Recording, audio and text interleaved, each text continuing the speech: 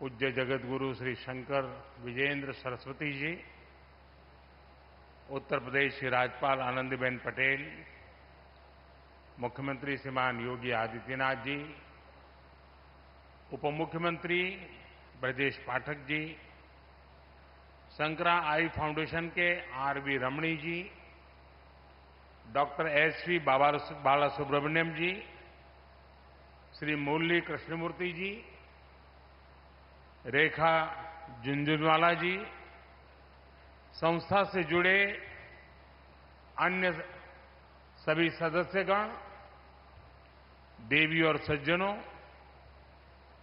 इस पावन महीने में काशी आना ये अपने आप में एक पुण्य अनुभूति का अवसर होता है। यहां अपने काशीवासी तो है ही, संतजनों और परोपकारियों का भी संग है। इसे सुखद संयोग भला क्या हो सकता है। अभी मुझे परम पूज्य शंकराचार्य जी के साथ दर्शन का, प्रसाद पाने का और आशीर्वाद प्राप्त करने का सौभाग्य मिला है। उनके आशीर्वाद से ही आज काशी को, पूर्वांचल को एक और आधुनिक अस्पताल मिला है।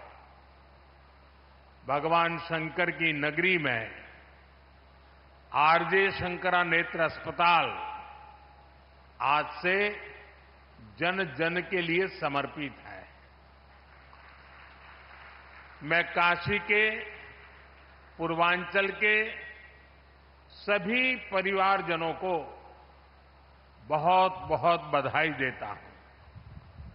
साथियों, हमारे शास्त्रों में कहा गया है, तमसो मां ज्योतिर्गमय, यानी अंधकार से प्रकाश की ओर ले चलो। ये आरजे शंकरा नेत्र अस्पताल वाराणसी और इस क्षेत्र के अनेकों लोगों के जीवन से अंधकार दूर करेगा, उन्हें प्रकाश की ओर ले जाएगा।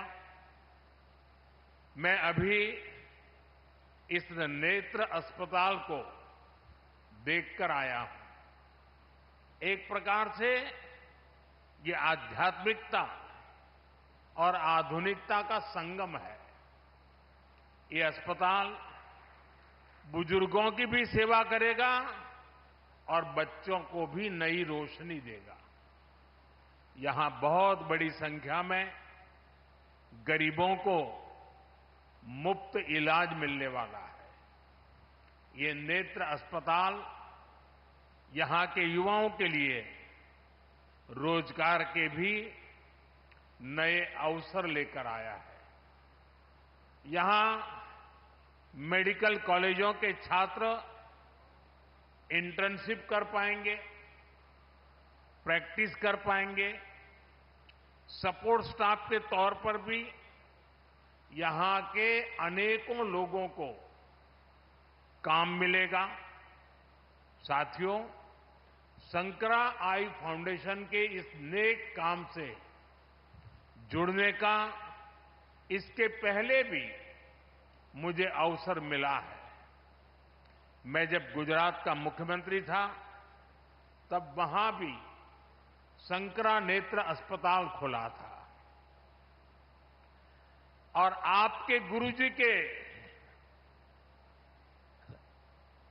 सानिध्य में मुझे उस काम को अवसर मिला था और आज मुझे आपके सानिध्य में इस कार्य का अवसर मिला है।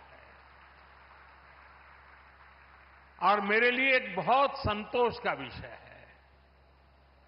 वैसे पूज्य स्वामी जी ने बताया भी, मेरा एक और सौभाग्य रहा है। श्री कांची कामकोटि पीठाधिपति जगतगुरु शंकराचार्य चंद्रशेखर सरस्वती महास्वामी मिगल का मुझ पर बड़ा आशीर्वाद रहा। परमाचार्य जी को अनेक बार उनके चरणों में बैठने का मुझे सौभाग्य मिला था। परम पूज्य जगत गुरु शंकराचार्य श्री जयेंद्र सरस्वती स्वामीगल जी का मुझे बहुत स्नेह मिला। उनके मार्गदर्शन में मैंने अनेक कार्यों को पूरा किया और अब जगत गुरु शंकराचार्य श्री शंकर विजेंद्र सरस्वती जी का भी मुझे सानिध्य मिल रहा है। यानी एक प्रकार से 3 गुरु परंपराओं के साथ नाता जुड़ना, इससे बड़ा जीवन का सौभाग्य क्या हो सकता है। ये मेरे लिए व्यक्तिगत तौर पर बहुत बड़े संतोष का विषय है। आज जगत गुरु ने विशेष तौर पर इस कार्यक्रम के लिए मेरे संसदीय क्षेत्र में आने का समय निकाला। मैं यहां के जनप्रतिनिधि के रूप में आपका स्वागत करता हूं और आपका आभार भी प्रकट करता हूं। साथियों, आज के दिन मेरे मित्र राकेश झुनझुनवाला जी की याद आना भी बहुत स्वाभाविक है। व्यापार जगत में उनकी एक छवि से तो दुनिया परिचित है और दुनिया उनकी बहुत चर्चा भी करती है, लेकिन वे सेवा कार्यों से कैसे जुड़े थे वो आज यहां दिखाई देता है। अब उनकी इस विरासत को उनका परिवार आगे बढ़ा रहा है। रेखा जी काफी समय दे रही हैं और मुझे खुशी हुई कि आज मुझे राकेश जी के पूरे परिवार से भी मिलने का मौका मिल गया। मुझे याद है मैंने शंकरा आई हॉस्पिटल और चित्रकूट आई हॉस्पिटल दोनों संस्थानों से वाराणसी आने का आग्रह किया था। मैं दोनों संस्थानों का आभारी हूं कि उन्होंने काशी वासियों का आग्रह का मान रखा। बीते समय में मेरे संसदीय क्षेत्र के हजारों लोगों का चित्रकूट आई हॉस्पिटल में इलाज किया गया है। अब यहां के लोगों को वाराणसी में ही 2 नए आधुनिक संस्थान मिलने जा रहे हैं। साथियों, काशी की पहचान अनंत काल से धर्म और संस्कृति की राजधानी के रूप में रही है। अब काशी यूपी के पूर्वांचल के बड़े आरोग्य केंद्र, हेल्थ केयर हब के रूप में भी विख्यात हो रहा है। बीएचयू में ट्रॉमा सेंटर हो, सुपर स्पेशलिटी अस्पताल हो, दीनदयाल उपाध्याय अस्पताल और कबीर चौरा अस्पताल में सुविधाएं बढ़ाना हो, बुजुर्गों के लिए, सरकारी कर्मचारियों के लिए विशेष अस्पताल हो, मेडिकल कॉलेज हो, ऐसे अनेक कार्य काशी में बीते 1 दशक में हुए हैं। आज बनारस में कैंसर के इलाज के लिए भी आधुनिक अस्पताल है। पहले जिन मरीजों को दिल्ली, मुंबई जाना पड़ता था, आज वे यहीं अच्छा इलाज करा पा रहे हैं। आज बिहार, झारखंड, छत्तीसगढ़ और देश के अन्य हिस्सों से भी हजारों लोग यहां उपचार के लिए आते हैं। हमारी मोक्षदायिनी काशी अब नई ऊर्जा के साथ, नए संसाधनों के साथ नव जीवनदायिनी भी बन रही है। साथियों, पहले की सरकारों के समय वाराणसी समेत पूर्वांचल में स्वास्थ्य सुविधाओं को जमकर नजरअंदाज किया गया। हालत ये थी कि 10 साल पहले पूर्वांचल में दिमागी बुखार के इलाज के लिए ब्लॉक स्तर पर उपचार केंद्र तक नहीं थे। बच्चों की मृत्यु होती थी, मीडिया में हो हल्ला होता था, लेकिन पहले की सरकारें कुछ नहीं करती थी। मुझे संतोष है कि बीते दशक में काशी ही नहीं, पूर्वांचल के पूरे क्षेत्र में स्वास्थ्य सुविधाओं का अभूतपूर्व विस्तार हुआ है। आज पूर्वांचल में दिमागी बुखार का इलाज करने के लिए 100 से अधिक ऐसे केंद्र काम कर रहे हैं। 10 सालों में पूर्वांचल के प्राथमिक और सामुदायिक केंद्रों में 10,000 से अधिक नए बेड जोड़े गए हैं। 10 सालों में पूर्वांचल के गांवों में 5,500 से अधिक आयुष्मान आरोग्य मंदिर बनाए गए। 10 साल पहले पूर्वांचल के जिला अस्पतालों में डायलिसिस तक की सुविधा नहीं थी। आज 20 से अधिक डायलिसिस यूनिट्स का काम कर रही है, जहां मरीजों को यह सुविधा मुफ्त मिल रही है। साथियों, 21वीं सदी के नए भारत ने हेल्थ केयर के प्रति पुरानी सोच और अप्रोच को बदल दिया है। आज आरोग्य से जुड़ी भारत की रणनीति के 5 स्तंभ हैं। पहला, प्रिवेंटिव हेल्थ केयर, यानी बीमारी होने से पहले का बचाव। दूसरा, समय पर बीमारी की जांच। तीसरा, मुफ्त और सस्ता इलाज, सस्ती दवाएं। चौथा, छोटे शहरों में अच्छा इलाज, डॉक्टरों की कमी दूर करना। और पांचवा, स्वास्थ्य सेवा में टेक्नोलॉजी का विस्तार।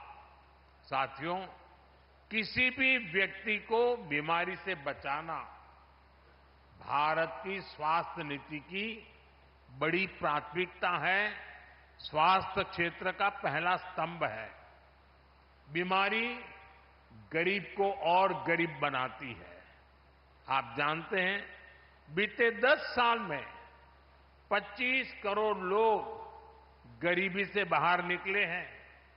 एक गंभीर बीमारी इन्हें फिर से गरीबी के दलदल में धकेल सकती है। इसलिए बीमारी हो ही नहीं, इस पर सरकार बहुत जोर दे रही है। इसलिए हमारी सरकार साफ सफाई, योग, आयुर्वेद, पोषक खान-पान, इन सारे विषयों पर खास ध्यान दे रही है।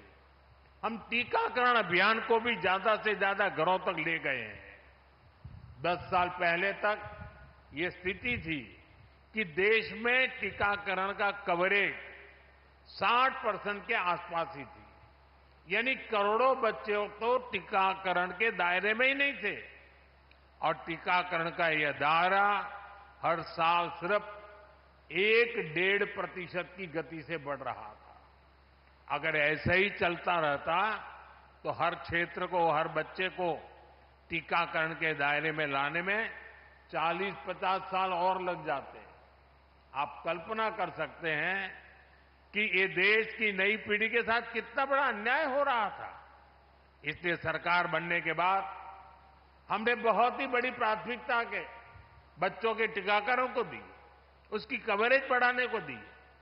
हमने मिशन इंद्रधनुष शुरू किया। हमने एक साथ कई सारे मंत्रालय को इस काम में लगाया।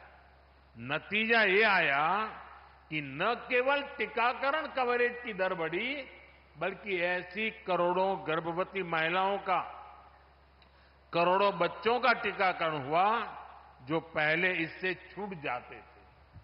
भारत ने टीकाकरण पर जोर दिया। उसका बहुत बड़ा फायदा हमें कोरोना के दौरान मिला। आज पूरा देश में टीकाकरण का अभियान तेजी से चल रहा है। साथियों, बीमारी से बचाव के साथ ही ये भी जरूरी है कि बीमारी का समय पर पता चल जाए। इसलिए ही देश भर में लाखों आयुष्मान आरोग्य मंदिर बनाए गए हैं। इससे कैंसर, डायबिटीज जैसी अनेक बीमारियों का शुरुआत में ही पता लगना संभव हुआ है। आज देश में क्रिटिकल केयर ब्लॉक्स और आधुनिक लैब्स का नेटवर्क भी बनाया जा रहा है। स्वास्थ्य क्षेत्र का यह दूसरा स्तंभ लाखों लोगों की जान बचा रहा है। साथियों, स्वास्थ्य का तीसरा स्तंभ सस्ता इलाज, सस्ती दवा का है। आज देश के हर नागरिक का बीमारी के इलाज में होने वाला अवसर खर्च 25% तक कम हो गया है। पीएम जन औषधि केंद्रों में लोगों को 80% डिस्काउंट के साथ दवाइयां मिल रही हैं। हार्ट स्टेंट हो, नी इम्प्लांट हो, कैंसर की दवाएं हो, इनकी कीमत बहुत कम की गई है। गरीबों को 5 लाख रुपए तक का मुफ्त इलाज देने वाली आयुष्मान योजना उनके लिए संजीवनी साबित हुई है। देश में अब तक 7.5 करोड़ से अधिक मरीज मुफ्त इलाज का लाभ ले चुके हैं और अब तो ये सुविधा देश के हर परिवार के बुजुर्ग को भी मिलने लगी है। साथियों, स्वास्थ्य क्षेत्र का चौथा स्तंभ इलाज के लिए दिल्ली, मुंबई जैसे बड़े शहरों पर निर्भरता कम करने वाला है। एम्स हो, मेडिकल कॉलेज हो, सुपर स्पेशलिटी अस्पताल हो, बीते दशक में छोटे शहरों तक ऐसे अस्पताल हमने पहुंचाए हैं। देश में डॉक्टरों की कमी को दूर करने के लिए बीते दशक में मेडिकल की हजारों नई सीटें जोड़ी गई है। अब हमने तय किया है कि आने वाले 5 साल में 75,000 और सीटें जोड़ी जाएगी। साथियों, स्वास्थ्य क्षेत्र का 5वां स्तंभ टेक्नोलॉजी के माध्यम से स्वास्थ्य सुविधाओं को और सुलभ करने वाला है। आज डिजिटल हेल्थ आईडी बनाई जा रही है। ई संजीवनी ऐप जैसे माध्यमों से घर बैठे ही मरीजों को परामर्श की सुविधा दी जा रही है। मुझे खुशी है कि अब तक 30 करोड़ से ज्यादा लोग ई संजीवनी ऐप की मदद से कंसल्टेशन ले चुके हैं। हम ड्रोन टेक्नोलॉजी से भी स्वास्थ्य सेवाओं को जोड़ने की तरफ आगे बढ़ रहे हैं। साथियों, स्वस्थ और समर्थ युवा पीढ़ी विकसित भारत के संकल्प को सिद्ध करने वाली है। मुझे बहुत खुशी है कि इस मिशन में पूज्य शंकराचार्य जी का आशीर्वाद हमारे साथ है। मैं बाबा विश्वनाथ से प्रार्थना करता हूं कि स्वस्थ और समर्थ भारत का ये मिशन यूं ही सशक्त होता रहे। और आज जब मैं पूज्य शंकराचार्य जी के चरणों में बैठा हूं, तब मेरे बचपन की कुछ यादें भी मुझे आज आ रही हैं। हम जब छोटे थे तो मेरे गांव से एक डॉक्टर कुछ लोगों की टोली लेकर 1 महीने के लिए बिहार जाते थे और बिहार में वे नेत्र यज्ञ करते थे और कैटरेक्ट ऑपरेशन का बहुत बड़ा अभियान करते थे। हर साल 1-1 महीना देते थे। तो मेरे गांव से कई लोग वॉलेंटियर के रूप में जाया करते थे। मैं बचपन में इन चीजों से परिचित था और बिहार में इसकी कितनी जरूरत थी मैं उस समय जानता था। तो आज मैं पब्लिकली पूज्य शंकराचार्य जी से प्रार्थना करता हूं कि वैसा ही एक शंकरा नेत्र अस्पताल बिहार में भी हम करें, क्योंकि मेरी बचपन की वो स्मृतियां मुझे लगता है कि बिहार के लोगों की बहुत बड़ी सेवा होगी। और महाराज जी का तो देश के हर कोने में जाने का इरादा है, तो शायद बिहार को प्राथमिकता जरूर मिलेगी। आपके आशीर्वाद मिलेंगे बिहार को, और बिहार में सचमुच में वहां के लोगों की सेवा करना ये भी एक बहुत बड़ा सौभाग्य है। बड़े परिश्रमी लोग हैं, बहुत मेहनत करने वाले लोग हैं, और उनके जीवन में हम कुछ करेंगे तो हमें भी जीवन में बहुत बड़ा संतोष मिलेगा। मैं एक बार फिर आप सभी को, विशेष रूप से हमारे जो डॉक्टर मित्र हैं, पैरामेडिक्स स्टाफ के लोग हैं, उन स्टाफ